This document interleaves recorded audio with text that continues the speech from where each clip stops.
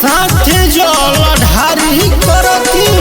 श्रद्धा हमारो बा भगती भाव हमारा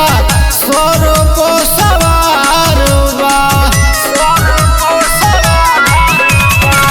साथे जल ढारी करती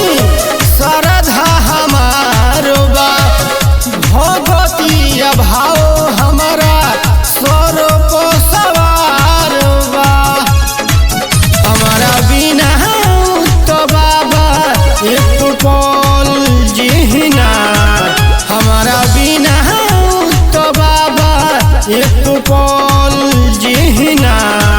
हमारा जनुआ से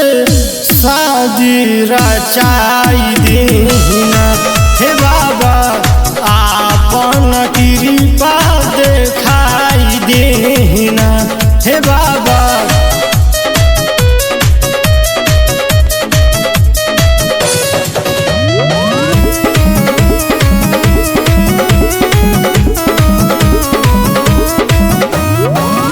जियल चाहती हम तो गोलुआ के साथ में सोरहो सुमारी करके मांगे आशीर्वाद में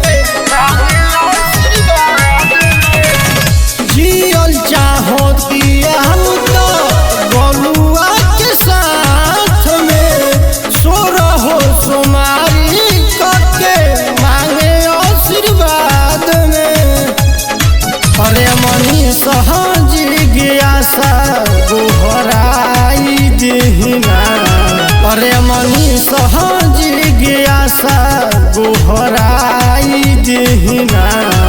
हमारा जनुआ से शादी रचाई देना हे बाबा।